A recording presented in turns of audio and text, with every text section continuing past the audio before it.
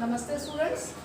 अब हम लोग देखिए शिक्षण के सिद्धांत हम लोगों ने कवर कर लिए हैं। उसके आगे बढ़ते हुए शिक्षण के एक और चरण पर चलते हैं, जो कि जैसे देखिए हमारे शिक्षण के उसमें शिक्षण और संप्रेषण में बहुत से जैसे बोलते हैं टीचिंग कराने के लिए करते हैं, ठीक है। तो टीचिंग यानी कि प्रशिक्षण करके टीचर क्या होता है, परफेक्ट होता है।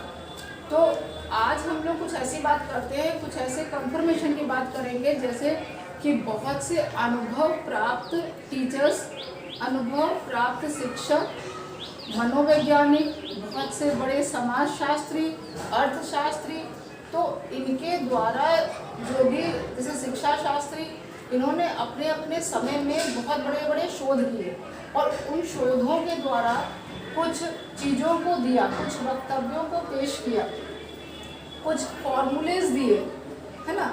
फॉर्मूलाज इन द सेंस कि पढ़ाने के अच्छी टेक्निक्स, पढ़ाई की अच्छी टेक्निक्स किसके लिए, बाल केंद्रित, सब स्टूडेंट्स को सेंटर रखते हुए, स्टूडेंट को बेस रखते हुए, तो बाल केंद्रित जिसे कहते हैं। तो उनके आधार पर उन्होंने कुछ फॉर्मूलेज करे।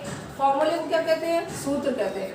तो उसी तरीके से आज हम कुछ शिक्षण के सूत्रों की चर्चा करेंगे। आज का टॉपिक हमारा है शिक्षण के सूत्र। ये बहुत इम्पोर्टेंट है। देखिए शिक्षण के दौरान कुछ सूत्रों को, जैसे कि आप मैथ्स करते हैं, मैथ्स में हर एक सम एक फॉर्मूला डिमांड करता है।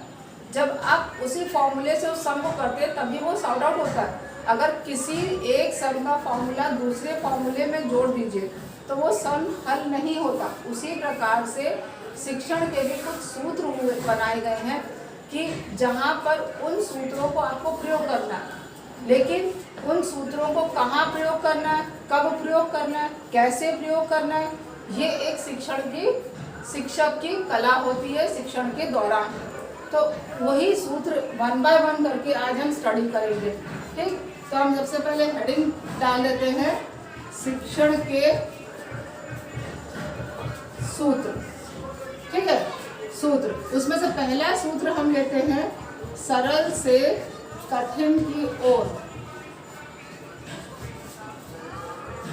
सरल से कठिन की ओर, जिसे हम कह सकते हैं कि फ्रॉम इजी टू डिफिकल्ट। देखिए फ्रॉम इजी टू डिफिकल्ट में क्या होता है कि ये आपको एक सेंटेंस में ही समझ में आ रहा है, आसान से कठिन की ओर। कभी भी जब छात्रों को हम पढ़ाते हैं, जब हम शिक्षार्थियों को समझाते हैं, तो हमेशा हमें पाठ का नियोजनावली जो बनाते हैं, पाठ का जो क्या बोलते हैं विषय वस्तु हम जो तैयार करते हैं, वो हमेशा हमें सरल तैयार करनी चाहिए और फिर उसको ऊपर के चरण की तरफ चलना चाहिए। तो क्या कहेंगे, सरल से कठिन की ओर।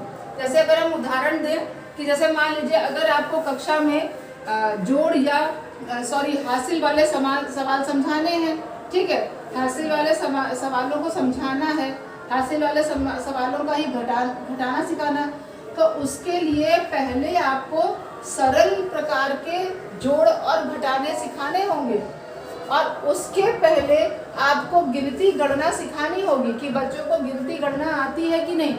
तो सबसे पहले आप गिनती गणना, उसके बाद बहुत सिंपल एडिशन जो 1 + 2, 2 + 3, 2 + 2, 3 + 3, इस तरह के सिंपल एडिशन पे लेकर आएंगे। उसके बाद डबल एडिशन सिंपल वाले, उसके बाद आप हासिल वाले सवाल। तो ये क्या हुआ, ये आपका स्टेप हुआ सरल से कठिन की ओर, ठीक। तो ये हमारा एक फॉर्मूला हुआ सरल से कठिन की ओर, जिसको हम कहते हैं इजी टू डिफिकल्ट, ठीक है, फ्रॉम इजी टू डिफिकल्ट, ठीक। तो ये हमें शिक्षार्थियों को हमेशा सबसे पहले आसान चीज़ों को बताना चाहिए, उसके बाद कठिन की तरफ बढ़ना चाहिए। अगर आप एकदम से ही कठिन चीज को पहले बताने लगेंगे और फिर सरल की तरफ जाएंगे तो छात्र को कठिन चीज़ों को सुनते ही उसके अंदर रुचि कम हो जाएगी। उसको लगेगा अरे ये तो बहुत ही कठिन चीज़ है, तो वो इंटरेस्ट लेना ही बंद कर देगा। लेकिन जब आप सरल तरीके से बताना पहले स्टार्ट करते हैं तो बच्चे का इंटरेस्ट आप अट्रैक्ट कर रहे हैं और फिर वो पढ़ाने लग जाते हैं। अब सेकंड हमारा सूत्र आता है ज्ञात से अज्ञात की ओर।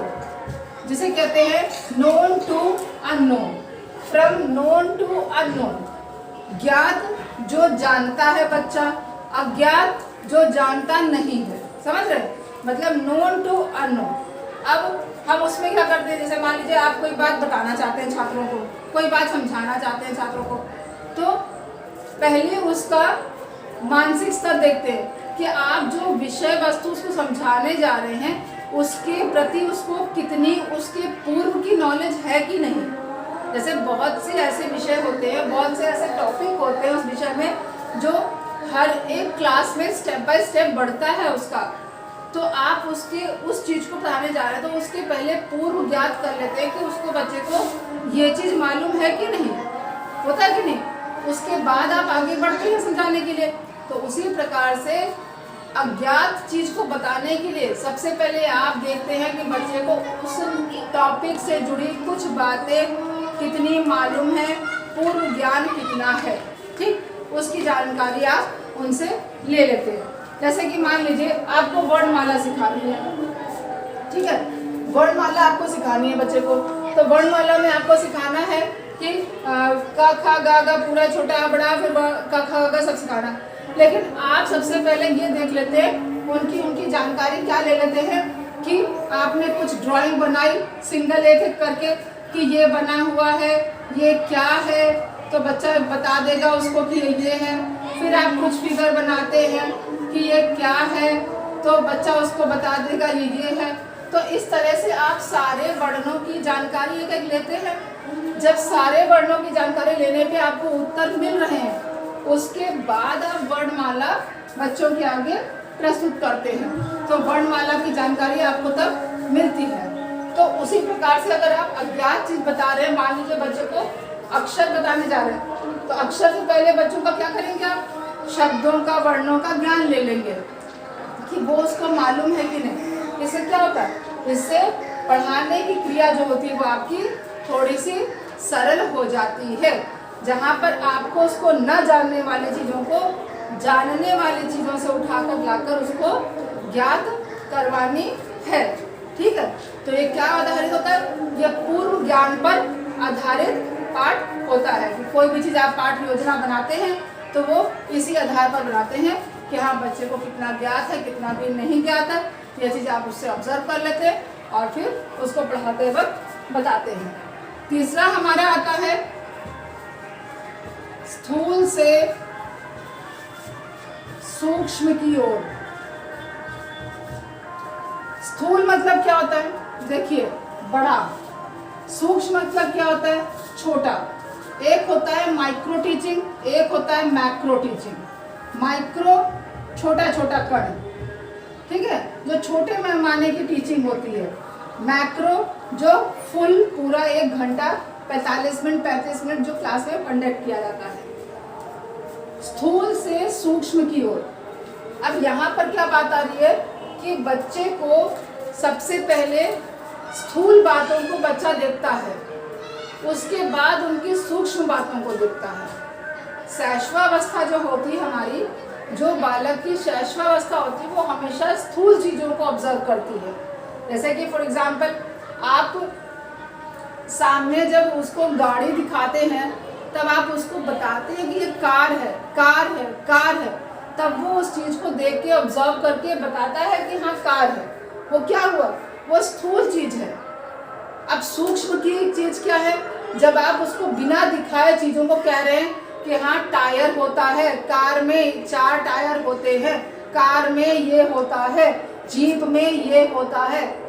पहले आप उसको सारी चीज़ों को ऑब्जर्वेशन शैशवावस्था में उसकी हो चुकी है। उसके बाद स्थूल चीज़ें जब आपने उसको दिखाई भी नहीं, लेकिन उन शब्दों के वर्णन से उसके दिमाग में वो चित्र बन के आ रहा है कि कार क्या है, जीप क्या है, साइकिल क्या है, तो सारी चीज़ें उसके दिमाग में छप रही हैं। कैसे, जब उसने उनके स्थूल पार्ट्स को देख लिया है तब वो उनकी सूक्ष्म की ओर दौड़ रहा है। तो शैशवावस्था की अवस्था जो होती है वो स्थूल चीज़ों को पकड़ती है और उसके बाद सूक्ष्म चीज़ों को। तो स्थूल और सूक्ष्म की ओर तो स्थूल सूक्ष्म इसी प्रकार से हमारा कॉन्क्रीट टू एब्स्ट्रैक्ट की तरफ जाता है, स्थूल से सूक्ष्म की ओर। देखिए जैसे एक और एग्जांपल मैं बताती हूँ आपको। जैसे कि मान लीजिए बोलते हैं, हम बच्चों को सिखाते हैं आ से अनार, ठीक।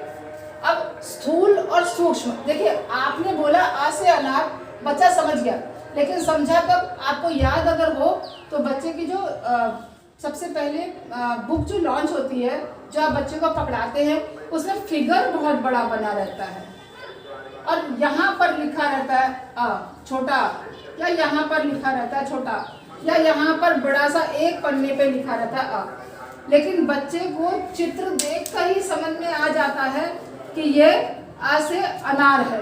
वो आ से अनार नहीं बोलता है, वो ये बोलता है कि अरे ये तो अनार है, ये तो आम है, ये तो सेब है। करता है कि नहीं करता? तो ये क्या हो रहा है, ये उसने उस सूक्ष्म अक्षर के स्थूल हिस्से को देखा है और एक समय आता है जब आप उसके ये स्थूल हिस्से को आप गायब कर देते हैं। अब आप सिर्फ अक्षर लिखते हैं और वो उस अक्षर के द्वारा उन चीजों को बता देता है कि हाँ ये आपका आ से अनार है। जब आपने बोला आ से अनार, उसके दिमाग में फोटो उसकी आ गई। तो उसी प्रकार से कि स्थूल चीजों को बताना, जैसे बोलते हैं शारीरिक रचना पहले होती है, मानसिक रचना बाद में होती है।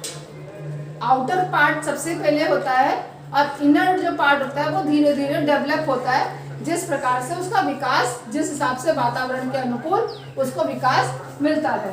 तो ये हमारा स्थूल से सूक्ष्म की ओर आ गया। अब अगले सूत्र की तरफ बढ़ते हैं हम, जो है हमारा पूर्ण से अंश की ओर। अगला सूत्र हमारा कह रहा है पूर्ण से अंश की ओर।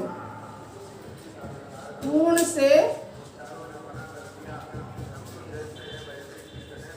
अंश की ओर, पूर्ण से अंश की ओर में क्या बता रहे हैं, आगे बढ़ते बताते हैं। देखिए पूर्ण से अंश की ओर में क्या बताता है। देखिए पूर्ण से अंश की ओर भी पूरा आपको समझ में आ रहा होगा। पूर्ण से अंश की ओर कोई चीज पूर्ण, फिर उसका अंश। अच्छा बताइए, एक शिशु, एक बालक का ध्यान सबसे पहले इस पर जाएगा कि इस केंद्र बिंदु पे जाएगा? जाहिर सी बात है बालक का ध्यान बड़े पर जल्दी जाएगा।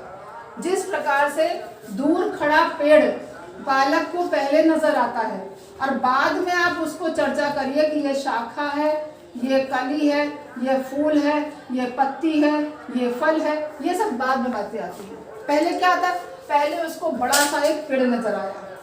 होता है कि नहीं होता? जैसे कि छात्र को जब हम बॉडी पार्ट्स के बारे में बताते हैं तो सबसे पहले एक शरीर दिखाते हैं, एक मानव शरीर दिखाते हैं। उसके बाद मानव शरीर दिखाने के बाद उसके कुछ पार्ट्स को बताते हैं, ये हेड है, ये हैंड है, ये लेग्स है। इस तरह से करते हैं। तो ये क्या हुआ, पहले पूर्ण बताते हैं, उसके बाद उसके अंश की तरफ हम बढ़ते हैं। तो पूर्ण से अंश की तरफ, यानी कि सबसे पहले पूर्णता की जानकारी बच्चे को दी, उसके बाद उसके स्मॉलर पार्ट्स, जो छोटे पार्ट्स हैं, जो छोटी रचनाएं हैं, संरचनाएं हैं, उनके बारे में बच्चों को बताना हम शुरू करते हैं। तो शिक्षण में भी यही होता है कि जिस तरह से ज़्यादातर इस्तेमाल पोएम में होता है। पोएट्री में हम सबसे पहले पूरी कविता पढ़ देते हैं। पूरी कविता का हम एक कंप्लीट शॉर्ट स्टोरी में सार बता देते हैं हल्का सा। उसके बाद हम एक एक लाइन पढ़ते हैं और उसका अर्थ बताते हुए चलते हैं। तो ये क्या हो जाता है, ये हमारा पूर्ण से अंश की ओर बढ़ना हो जाता है। ठीक है, अब पूर्ण से अंश की ओर आपको समझ में आ गया होगा कि सबसे पहले पूर्ण की जानकारी दी, उसके बाद उसके अंश की जानकारी हम देते हैं। अंश की ओर में देखिए, जैसे कि अगर एक और एग्जांपल, अगर आपको कंप्यूटर के बारे में बताना, ठीक है, कंप्यूटर के पार्ट्स के बारे में बताना, तो सबसे पहले आप बच्चों को यही तो दिखाते हो कि बच्चों, छात्रों देखो ये कंप्यूटर है।